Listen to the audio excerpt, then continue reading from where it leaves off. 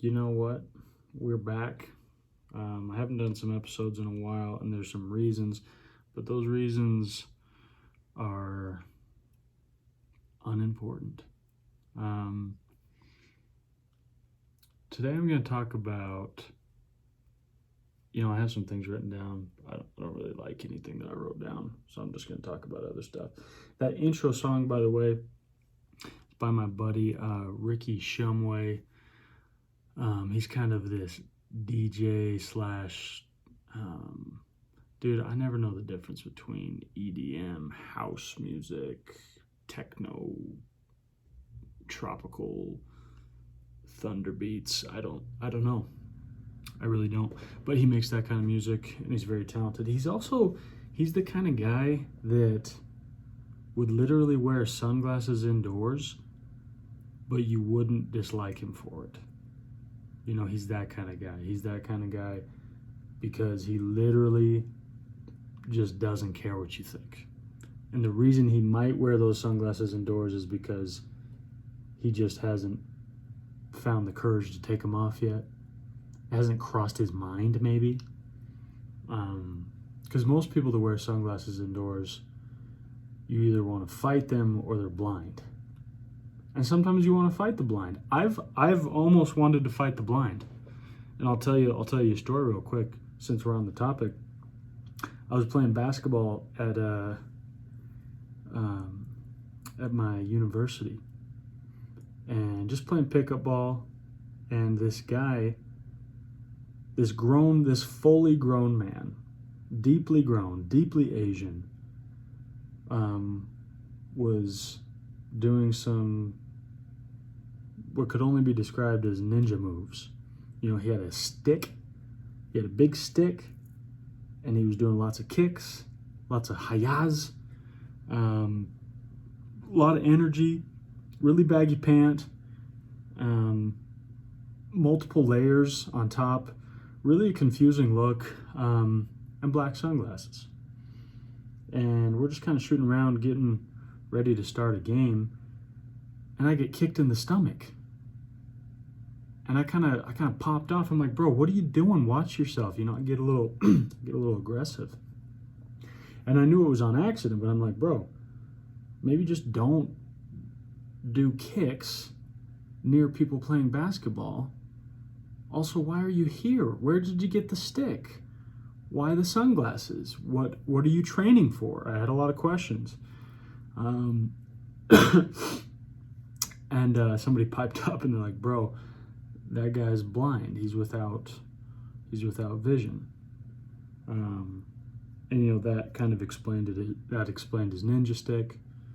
That explained his indoor goggles. And we made our peace.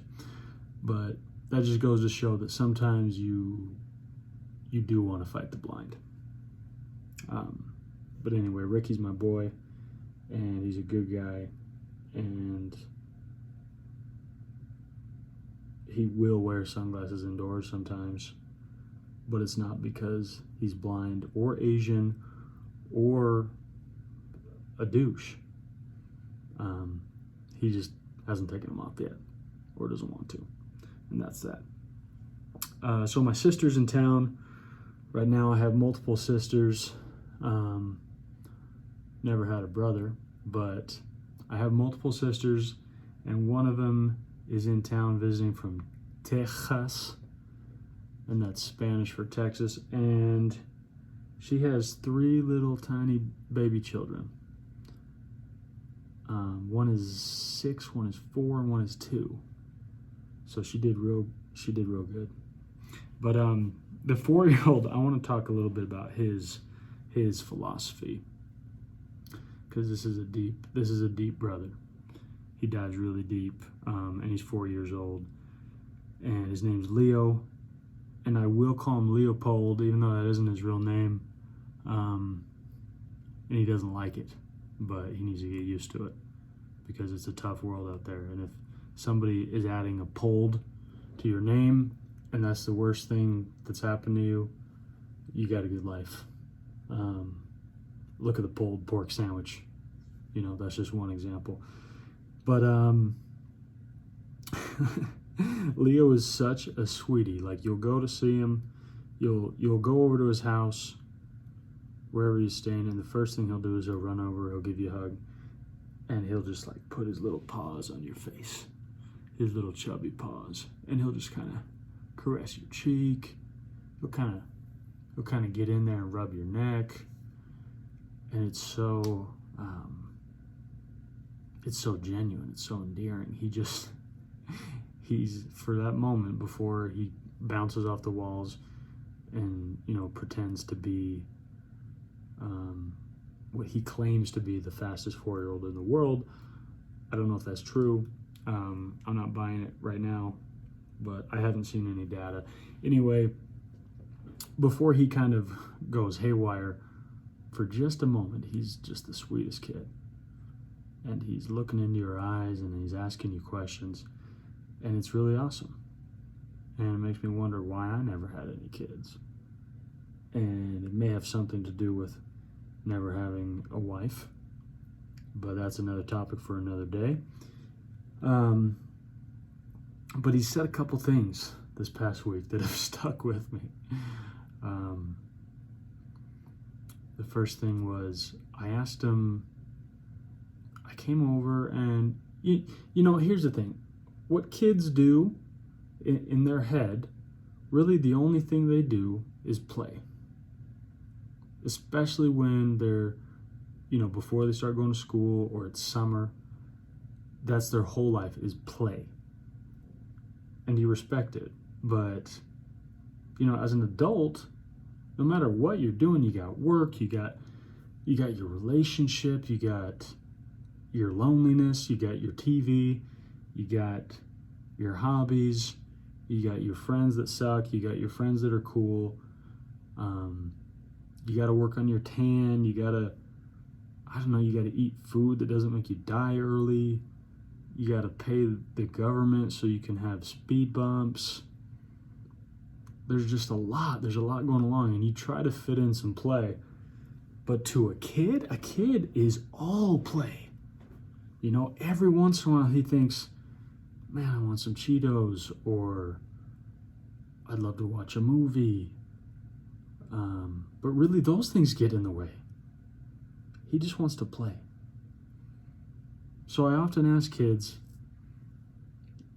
you know, what was your favorite part of this day, or yesterday, or your trip, or at Disneyland, or whatever. I want to know the highlights. Because to me, in their brain, all they know is that yesterday they played, or today they played. So I need those deets. So I asked him, I said, what was your favorite part of today? And he's a pensive little Bucky, and he said, he just kind of pauses and thinks, and he goes,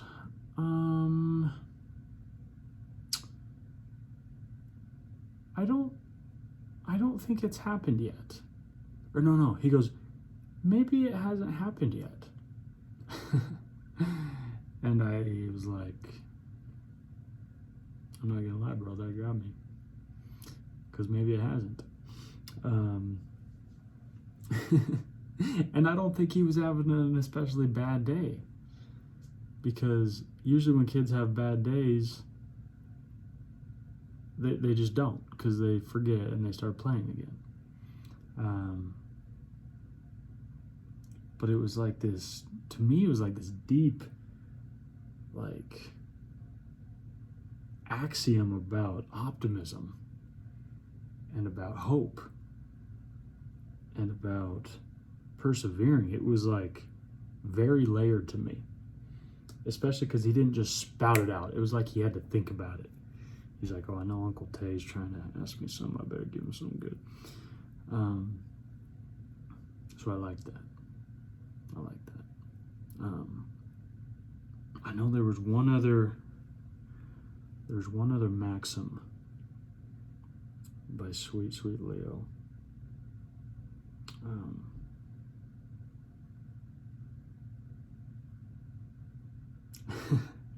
Oh yeah, he just out of nowhere, we're just playing, we're horsing around, I'm picking him up, I'm throwing him down, and he just says, Uncle Tay, if you die, I would really miss you. You know, it just, these kids, they break your heart. He also told me I have a really nice neck. And you know, I never thought about it. I feel like I have a pretty normal neck. I have a normal sized Adam's apple.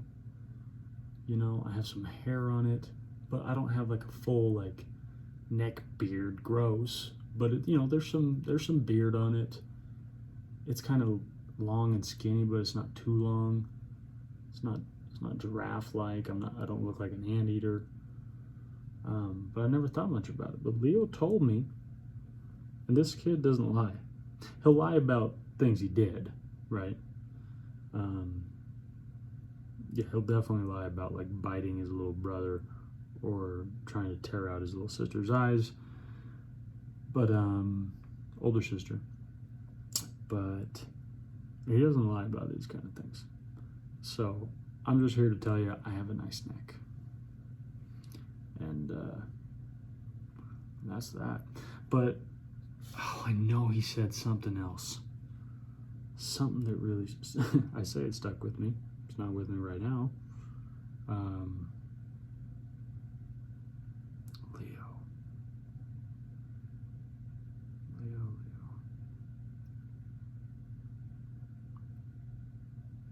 I'll remember.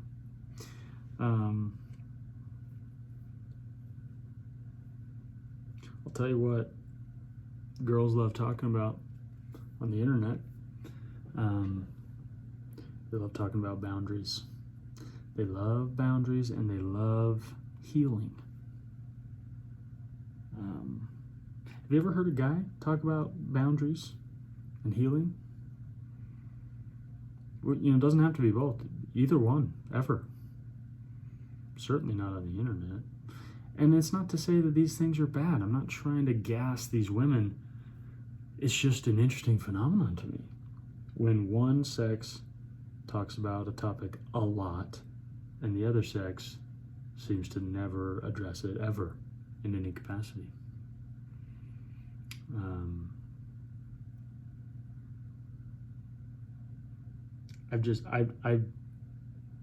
I can't ever think of hanging out with a guy friend and he's like, yeah, I've established new boundaries for myself or in my relationship.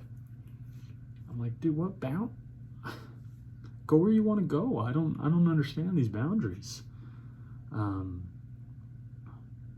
just always hear girls proclaiming that they're drawing boundaries. They're constantly drawing new boundaries. They're like old map makers. They're cartographers. It's crazy the amount of boundaries they're drawing. And I probably just don't understand, but I'd like to understand. And there's a lot of healing too. Girls are always talking about healing. And it's not like healing isn't a thing or boundaries aren't a thing. I just don't hear guys talking about it. You know? And could it really be the case that women need a lot of healing and guys don't? That doesn't seem to add up to me. So maybe we need to start talking about healing and boundaries. But I just don't know. I don't know. I feel fine. I feel good. But maybe I need to be healed. I don't know. I keep hearing about this healing work. And I don't know what it means. So that's where I stand with women and the internet and those topics. I started a new job. Yeah, it's crazy. I've been waiting tables for like 5.5 years. It's crazy. I got myself I got myself a corporate sellout job. You know, they call me big corporate now. A lot of people don't know that yet, but they call me big corp. Yeah, that's my new pronoun is big corp, and it can be difficult to conjugate. So I'm still working through that, what that means, drawing boundaries. But I'm big corp. You know, I sold out for the paycheck. But seriously, I loved waiting tables for a lot of reasons. You know, it wasn't great money, but it was good money. It was social. The other thing is, waiting tables is chaos, and it's a little crazy, and it's wild, and there's a lot of curious figures running around a restaurant. And I guess I kind of like the unknown and the chaos a little bit. And you know, you can find that in anything, in any line of work, in any atmosphere. But there's something different about a restaurant. You know, the kitchen is a crazy place. You know, like I said, I worked there close to 6 years, and probably saw at least 5 cooks get deported. I mean, I didn't see them physically being deported, but you know, you go to work on a Thursday, you're like, yo, where's Manuel? Manuel is back in Honduras. You know, you stroll in on a Monday morning, and you're like, where's Delfino? And it's like, well, you didn't hear? Delfino got a DUI, and now he's back in Mexico. So it's a crazy place. But man, I love those guys. There's some good guys back there in the kitchen, but there's also some bad guys. That reminds me. The other philosophy of Leo, my nephew.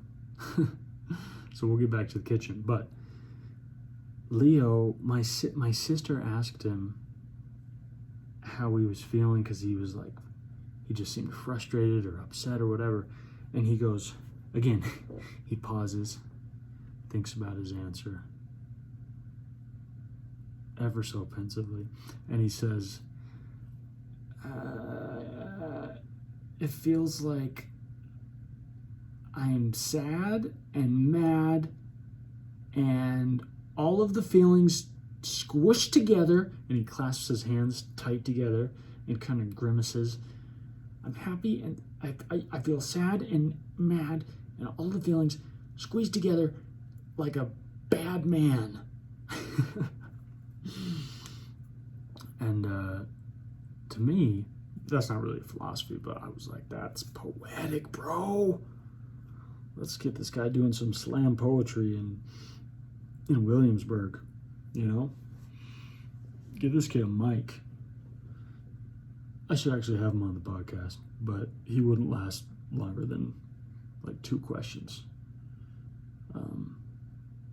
before he'd start checking my ears for bees, because that's that's one of his favorite forms of make-believe, is checking my ears and really all facial crevices for any number of insects or small animals. He's found a tiger in my eye, which is kind of cool, I guess. But yeah, my boy's a poet, and I love him for it. Anyways, back in the kitchen, I was saying there's some good guys, but there are some bad apples back there in the kitchen making steaks all day, sweating on your burger, you know, flipping your fish. There's this guy, and I mean, bless his heart, he was 5'3" with big shoes. You know what I mean? He was a healthy 5'1", slick back black hair, He's from, where's my boy from?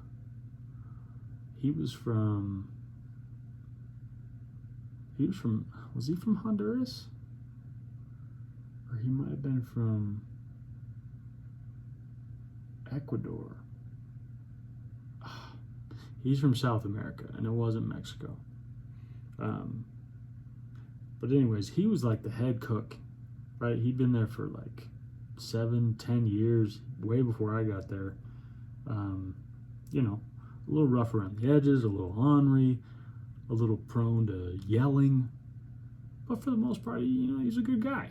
He's flipping your fish. He's giving you that onion. He's giving you what you need. And I really wish I was here this day that this crazy event happened so I could really give you all the facts. But I heard it secondhand and third hand and fourth hand and just a bunch of hands. And again, I don't know all the details, and I won't get into the super personal stuff. But my boy was upset, okay? My boy was upset with his wife, who also worked there, who was with child, about perhaps some infidelity, perhaps some extracurriculars. And, who knows what's rumors, what's true, whatever. But I know for a fact homegirl was with child, and homeboy was with anger. And I guess, they got into a shouting match or whatever. He pushes her or something, and they're in the way back. They're in the prep kitchen near the exit. And it's wild back there. There's things stacked to the ceiling. There's boxes of knives. There's flour. There's honey. There's vegetables you've never seen. There's scraps of fat on the ground. It's wild. And whatever happened in the scuffle, she ended up on the ground, and he starts kicking her in the stomach where the child resides. And I think he would have killed her, honestly. I think his intention was to obviously to injure her, possibly kill the baby. And here's the thing, you think you know people, but sometimes when you work with people, even though you see them 5 days a week, you don't know them. You just know what they look like and what they sound like, and maybe how they like their steak prepared. You ask them where they're from, and then you don't remember, you know what car they drive, but you don't really know them. So I don't know his intentions, but they were not good. And then one of our servers, who happened to be the owner's son, who's a really good guy, actually, kind of quiet, loves himself some science fiction, loves getting married at a young age, doesn't have a ton of hair on top of his head, but he's does a lot of rock climbing, and the dude is pretty yacked and pretty he just looks strong. He looks like he can carry extremely heavy things without grimacing. And he doesn't look like a bodybuilder or anything. He just looks like all he eats is salmon and rice. If that helps. But anyway, he heard the ruckus or saw it around the corner or whatever. He runs in, and I guess at this point,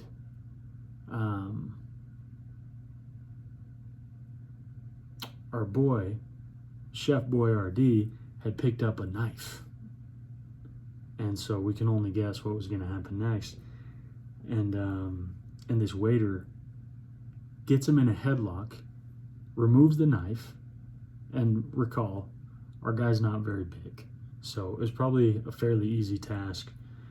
But nonetheless, puts him in a headlock,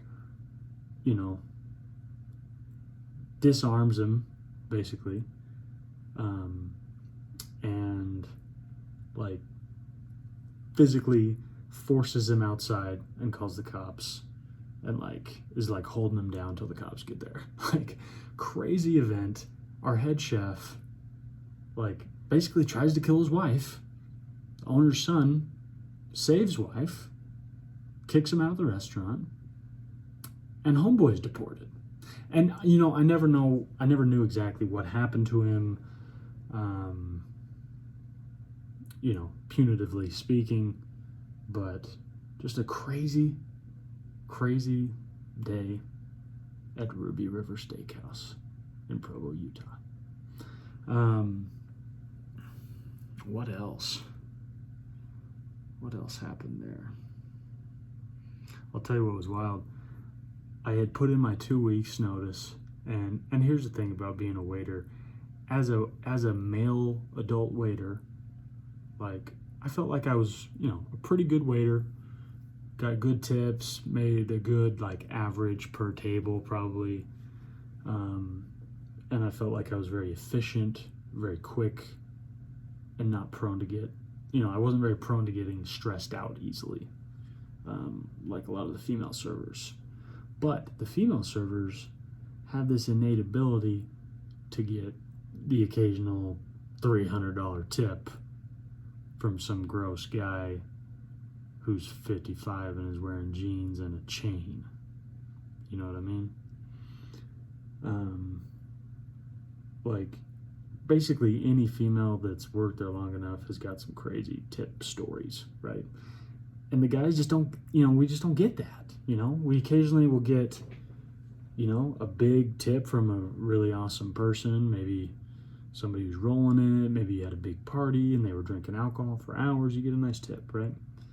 But you're not getting a big tip because someone is hoping that that'll sway you sexually. That's not how it works. So I think in 5.5 years, my biggest tip was $200. That's pretty good for one tip. And I can't remember what the bill was, what the percentage was, but for one table, that's nice.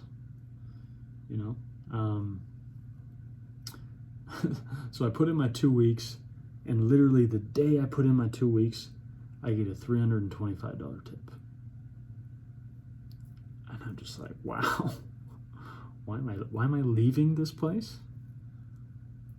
Why am I leaving this place? And then my last day, my first table of the day, it's like two guys that come in, they get like burgers and leave, and they leave me $100.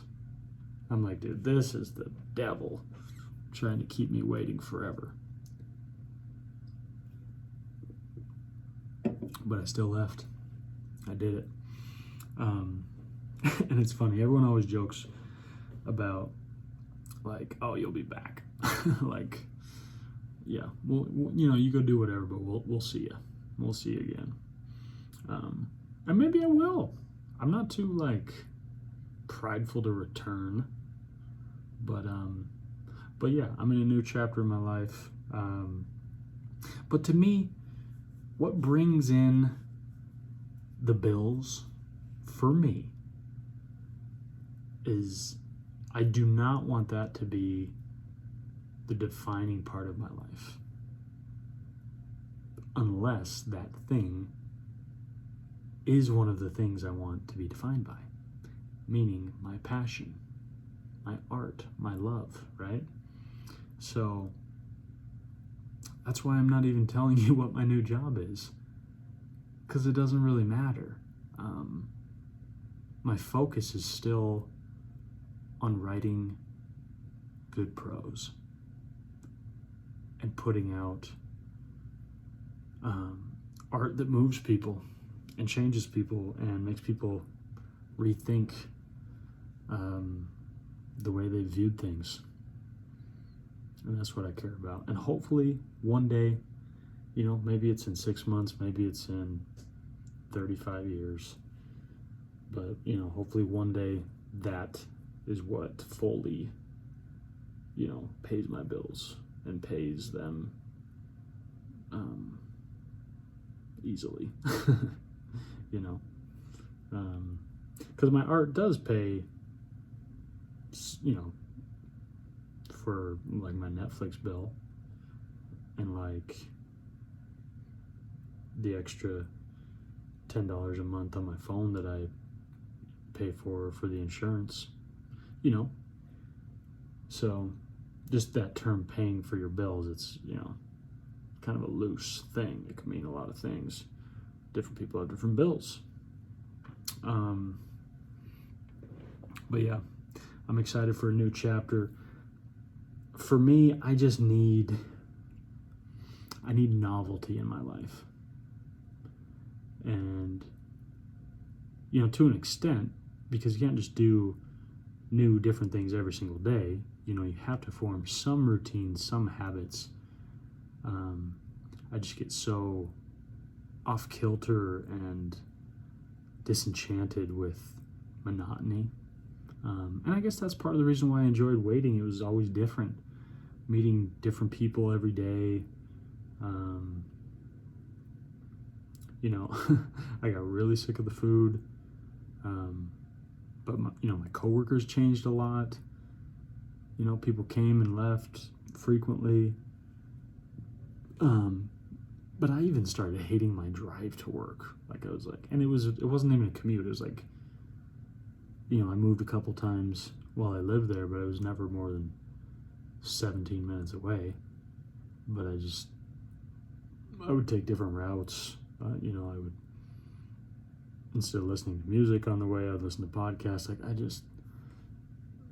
any routine, if I do it long enough, it makes me want to vomit into my hands and then drink it and then re-vomit it. And I know that's terrible, but that's what it makes me want to do.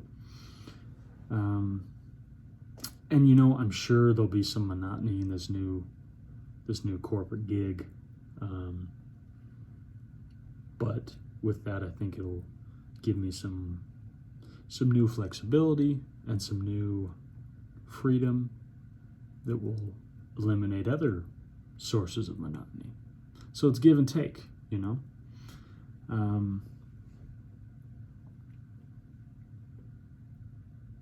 Gosh, what else happened to that freaking restaurant? I remember one time it was getting late. We were about ready to close, and we have a bar, and we have the, you know, they call them bar tops. You know, these you know, small tables with stools around, basically. And there's like 5 or 6 of those. And I was never a bartender. I was never really interested in that.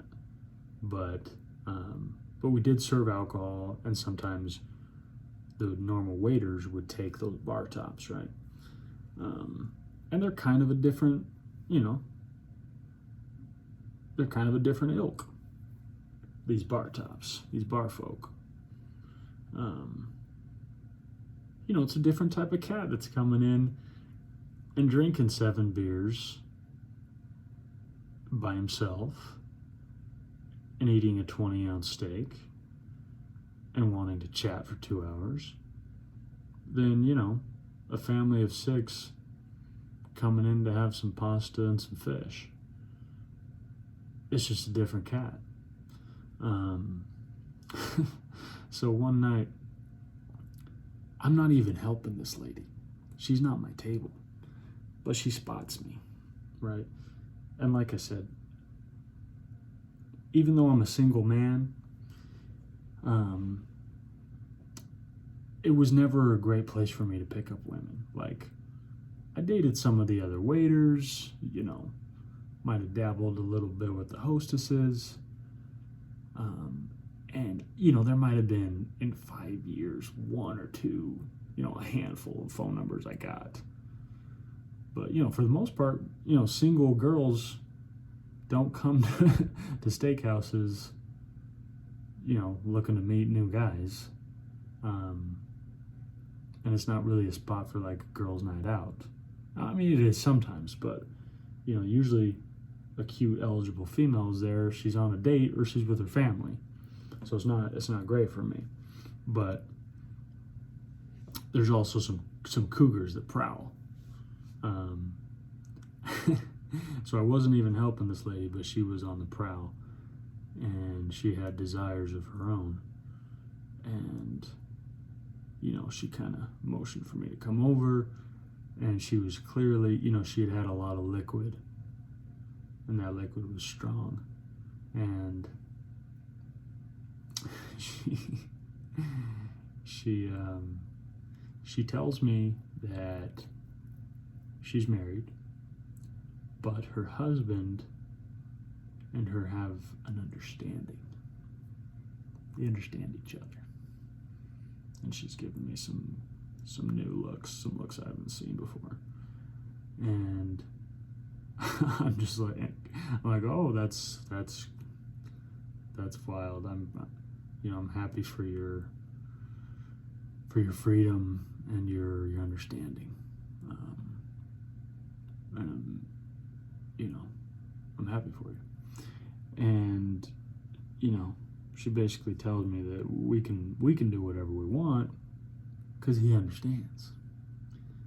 And I'm like, well, that's so sweet of you to offer such a thing, but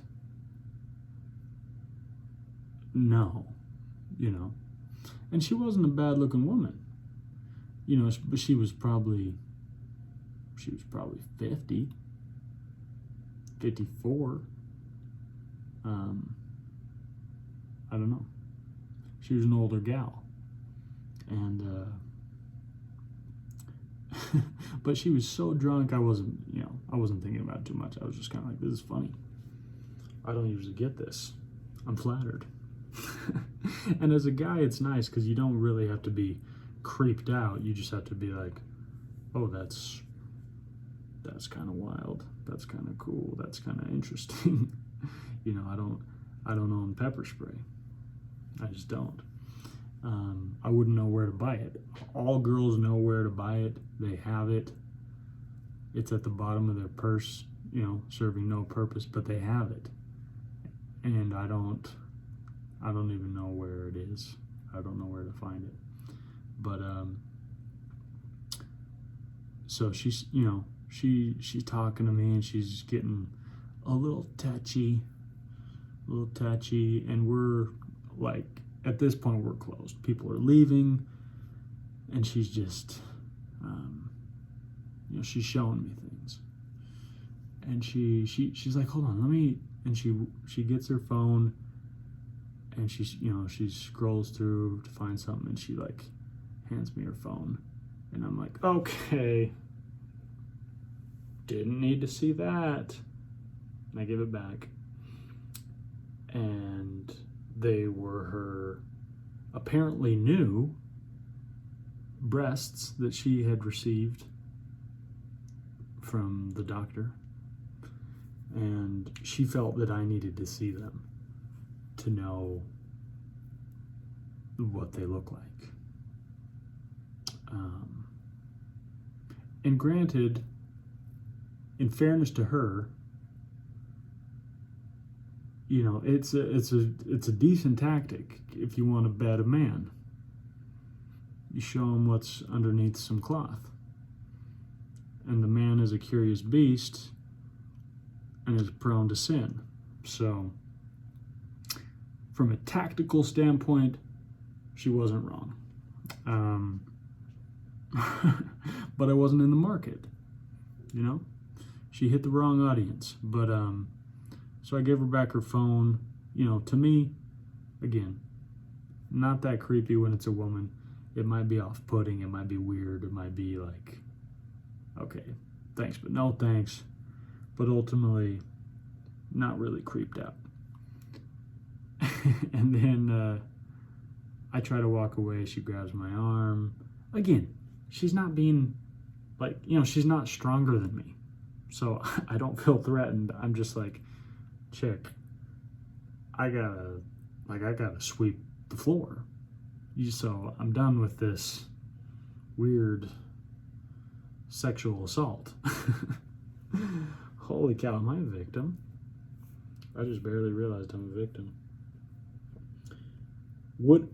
I guess here's the question. Would I be a victim if she was stronger than me? And she might have been. She looked a little strong. She looked like she had picked up some 2x4s recently. But anyway, then she said she needed a hug, and then she would leave. I was just like, okay, I'll give you a hug, then get out of here. So I give her a hug. Don't think we ever exchanged names or anything. Gave her a hug, and then she tried to kiss me on the mouth in a restaurant with people visible. And she came like with a friend. Her friend's just kind of the whole time just kind of giggling, drinking her martini.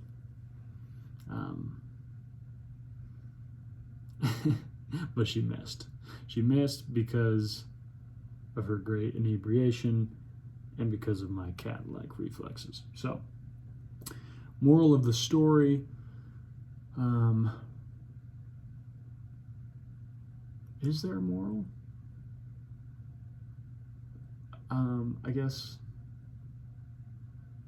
don't try to cheat on your husband with a stranger in a restaurant who's at least 20 years younger than you.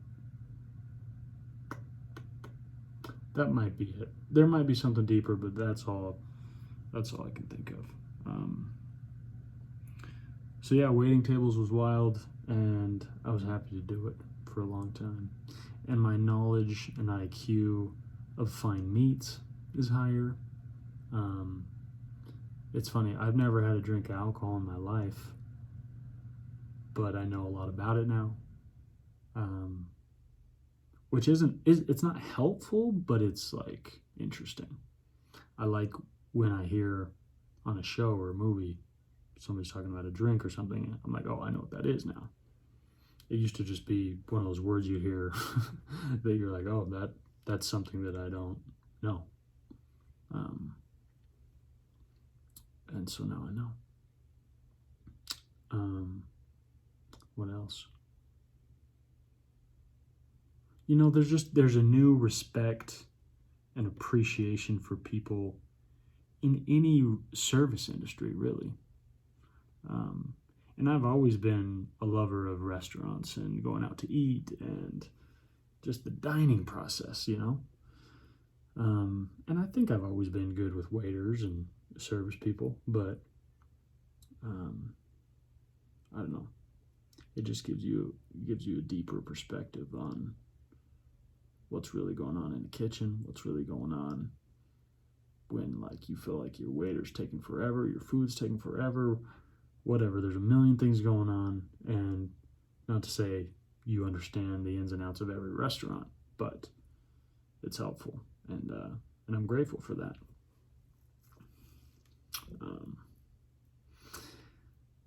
Yeah, you know, I'm sorry I haven't put out an episode in a while. I actually had a New Year's resolution to put out at least 52 episodes, right? So at least once a week.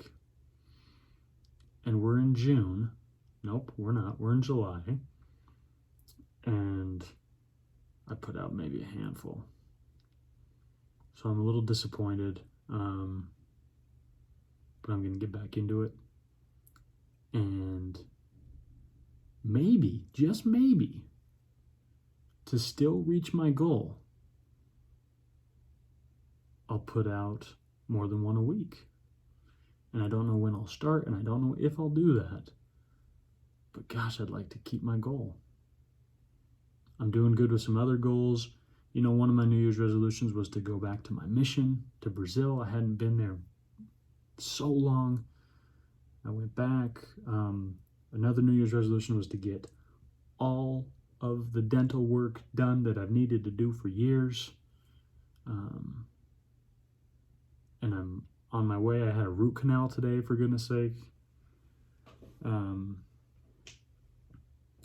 that's not fun, by the way. The root canal itself isn't bad. It's like not really much worse than getting a cavity filled or anything. But leading up to that, realizing, oh, I need a root canal today in the next 30 minutes, that is a lot of pain. Obviously, it's different with everybody, but I had a deep cavity, and my cousin, who's a dentist, told me, he's like, if these continue to hurt, you might need a root canal, but give it about a month. If the pain doesn't subside, then I would consider getting a root canal. And the pain hadn't subsided, but it wasn't terrible. I take ibuprofen to go away. But then one night, this is like a few nights ago, it just started hurting like crazy, and I couldn't sleep. And it hurt way more when I was sitting down or laying down. And it hurt the least when I was standing up and moving, walking. And I don't understand the science, but so I went for a walk around my neighborhood starting at about 3 a.m. and was like, because at this point, all I had was ibuprofen and Tylenol, and they were not doing the job. And the only thing that would make it hurt a little bit less was to swoosh salt water in my mouth. So I did that a few times, but it would help for like 5 minutes. So I went for a walk at about 3 a.m. Had my headphones in, and it was bearable. It still hurt, but it just felt kind of like a face headache. It was so bad that like my jaw hurt, and I had a headache, and obviously my tooth hurt. But walking, listening to music, moving, it was bearable. And then I walked around. I got to know this neighborhood real nice. It's crazy how you can live somewhere for a long time, and there's so many little streets very near your house that you've just never been down. Especially, the residential ones. Because it's like, if you don't know anyone that lives down those streets, you have no reason to ever go down there. So I kind of just kind of schlepped around town and went down. I was just like a curious dog just walking around. Like, oh, I've never seen this street. Oh, I've never seen houses over here. Oh, this person has a garage. Oh, this person has a mailbox. And it was a very long route, because I was like, if I get home, I'm so tired that I'm going to want to lay down, but that's going to hurt more. And I'd already like cleaned my whole basement, done anything I could do that involved standing up. So I was like, I'm literally going to walk until the nearest dentist opens up. So I got my steps in for the day, that's for sure. But I walked until, apparently a lot of dentists open at 7 a.m. That's kind of dope. I didn't know that. Nobody told me. But so I basically went to the dentist that answered the phone at 7:01 and lived and was the closest to my apartment, and scuttled over there and got what's called a pulpiotomy. And I know that sounds nice, because sometimes you like pulp in your orange juice, but when you're dealing with pulp in the root of your teeth, it's not as pleasant. But I was in the dentist chair, and I was crying. That's how bad the pain was. And I'm not afraid to cry. I cry of a decent, probably more than your average adult male. I'm just an emotional cat. But it's been a really long time since I've cried from physical pain. I think, at least. So yeah, that was pretty cool. Pretty cool to cry on a dentist chair while a dental hygienist puts a piece of metal in your mouth to take an x-ray. So yeah, but anyway, the pulpiotomy is like a temporary thing. It relieves the pain, and it's basically like a placeholder until you can get a root canal. So I got a root canal today, and I'm no longer dying. So yeah, brush your teeth, kids. You know, and maybe go to the dentist more than once every 7 years. I don't know. I'm not a doctor, but these are the things I've learned, and maybe I can pass them on to a younger generation. But dude, I got soft teeth. And I was poor for a lot of years. Didn't have insurance, and so it's my own fault, though.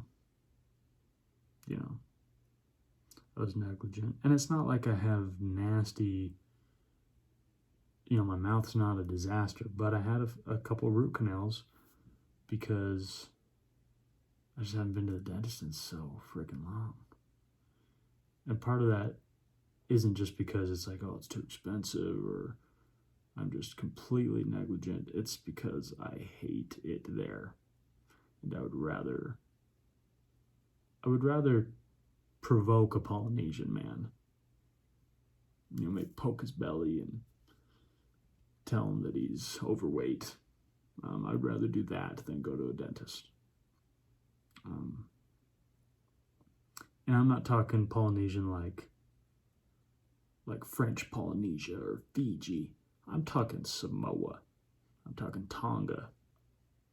I'm talking Hawaii with the big tribal tattoos. Those Polynesians. Not to say there's not some scary gentlemen from all islands. But anyways, brush your teeth. Don't forget to floss. And thanks for listening. Our next guest, which I will be recording this week, I believe, I'm very, very, very excited about. She's a dear friend. She's one of my best friend's fiancés.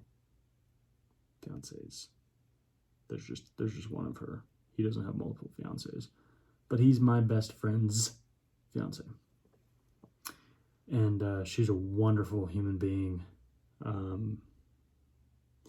She's unbelievably cheerful, but not in an annoying way. And it's almost confusing. But she does it somehow. She's extremely cheerful without it being like, okay, we get it. This isn't real. Stop. It's not like that.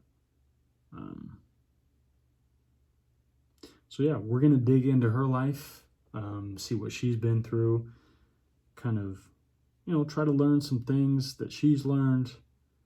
And ultimately, I try to have people on that I want to emulate in some way,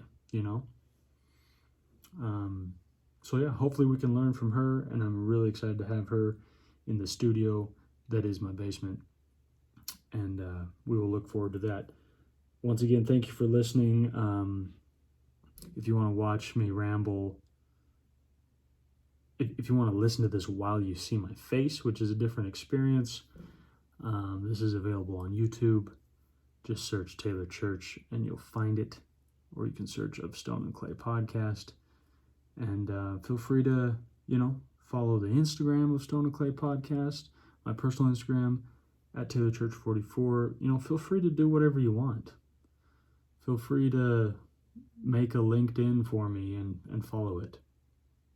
Feel free to somehow find out my address and send me a letter. It's a free country. Okay. I love you dearly.